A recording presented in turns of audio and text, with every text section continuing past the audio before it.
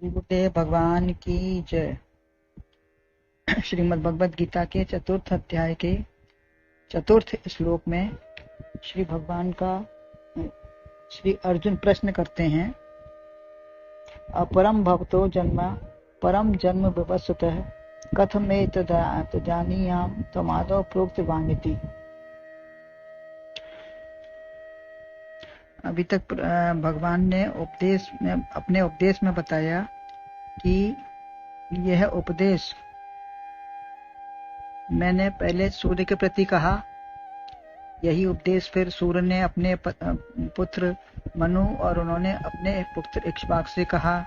धीरे धीरे ये लोप होता गया इसका और अंत में इसका नष्ट प्राय होने लगा।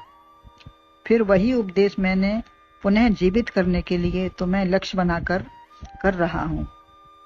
ये वही पुरातन है, वही पुरातन ज्ञान है, परंतु सदा नवीन है, जो अव्यय है, अक्षय है। ये जर्जर नहीं होता, सदा एक सा रहता है। ये भौतिक वस्तु नहीं है जो जर्जर, कमजोर या वृद्ध हो जाए। तुम मेरे भक्त हो, तो आगे भी कहा है कि तुम मेरे दृढ़ हो, इष्ट हो, और 11वें अध्याय में भी कहा है मदनुग्रहाय परमम। आपकी कृपा से मुझे यह उपदेश प्राप्त हुआ। तो अर्जुन को पूरा विश्वास है कि ये भगवान अवतार हैं, कृष्ण अवतार हैं, लेकिन ये प्रेम पूर्वक वार्तालाप है। अर्जुन की जिज्ञासा के वशीभूत वात्सल्यपूर्ण हृदय से जो श्रेष्ठ है, उत्तम है, वह अर्जुन के प्रति भगवान उनकी जिज्ञासा को शांत करते हुए कहते हैं।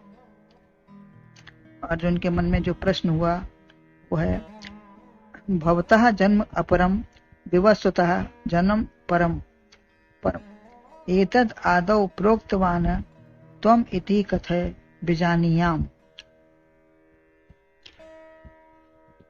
पैदा हुए थे सूर्य पहले, आप जन्मे हैं अभी, मैं मान लूं कैसे कहा ये आपने उनसे कभी। अर्जुन कहते हैं आपका जन्म तो आधुनिक अर्वाचीन है और सूर्य का जन्म सृष्टि के आदि में हुआ, अतः आपने सृष्टि के आदि में कहा था, ये कैसे मैं समझूं। वही असंगत बात मालूम पड़ती, बड़ी असंगत बात मालूम पड़ती है। अर्जुन यह नहीं समझ पा रहे हैं कि अदिति के पुत्र सूर्य से यह कैसे वर्णन की।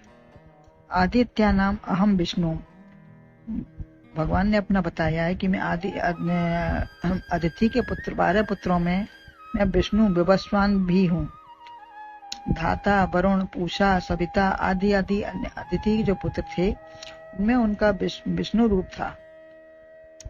कश्यप अदिति ददेवताओं की व दिति राक्षसों की माता हैं। आप देवकी वसुदेव के पुत्र हैं।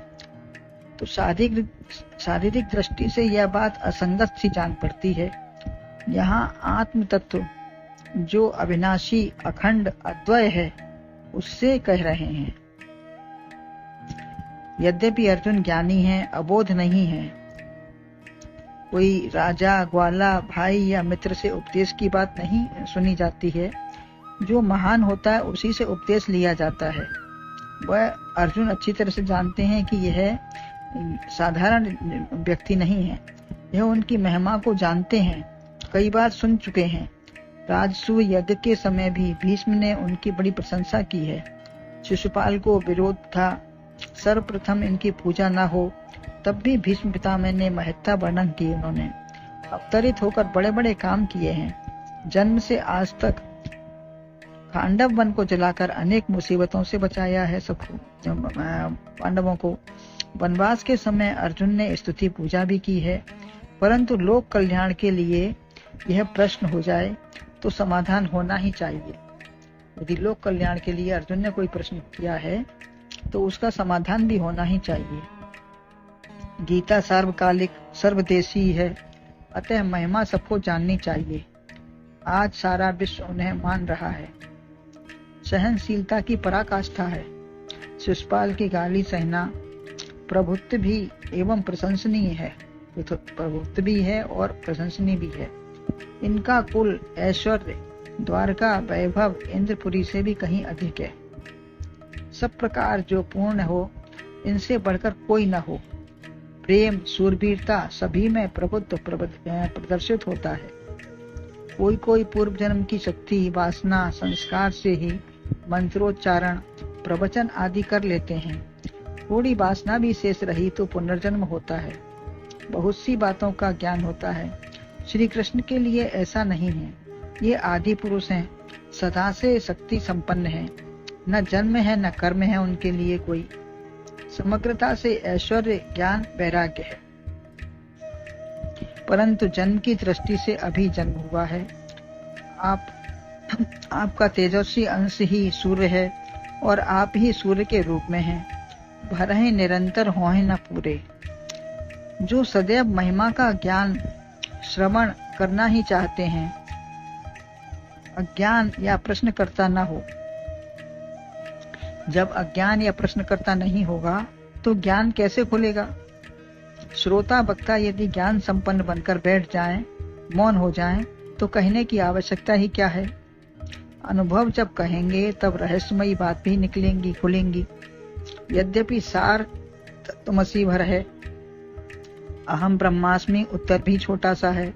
समाधान है कृतज्ञता, अनुभूति को जानना, जो इसी में समाहित है। सब पूर्ण के द्वारा पूर्ण का उपदेश, पूर्ण के प्रति सब कुछ कह दिया, पर सब कुछ शेष भी रह गया।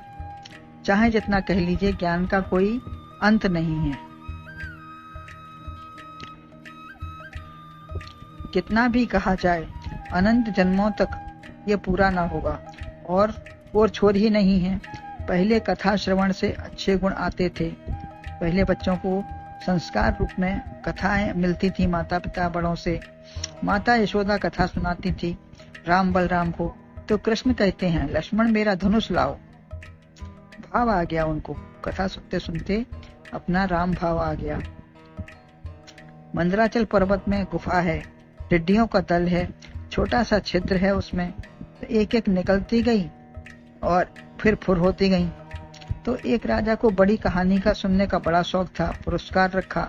उसने कहा कि कितनी बड़ी कोई कहानी हमें सुना सकता है, उसको बहुत बड़ा पुरस्कार भी दिया जाएगा। तो ये संसार भी अनादिकाल से चला आ रहा है, फिर और फुर सब होता रहता है। फिर हुआ फुर हो गया, फिर हुआ फुर हो गया। तो ये फिर और फुर की कहानी ही है संसार एक। साहित्य का कितना भंडार है, उपदेश है अनेक जन्मों से। भगवान व गीता ग्रंथ अनादि हैं, प्रारंभ व अंत नहीं है इसका। सबके संशय निवारण के लिए प्रश्न है। प्रश्न जो होता है उससे सभी का संशय निवारण होता है।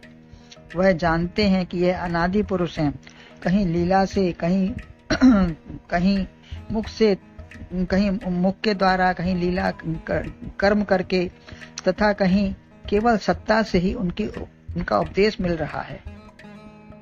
जब समझ में नहीं आता तब दूसरा उपदेश करता है। स्वतः जाने अन्यथा कहने से जाने। या तो अपने ही जानने की कोशिश कर ले और जान ले, अन्यथा किसी के कहने समझाने से जाने कोई बात। यदि फिर भी ना जाने तो निकृष्ट है जो कहने से भी ना जान पाए। संकेत मात्र से जानने वाला ही प्रखर व श्रेष्ठ बुद्धि का शिष्य है। तो अर्जुन सब जानते हैं, समझते हैं, लेकिन प्रश्न संसार के हित के लिए, लोक कल्याण के लिए कर रहे हैं, तो उससे सबको ज्ञान की प्राप्ति हो सकती है। प्रभुदेव भगवान की जय।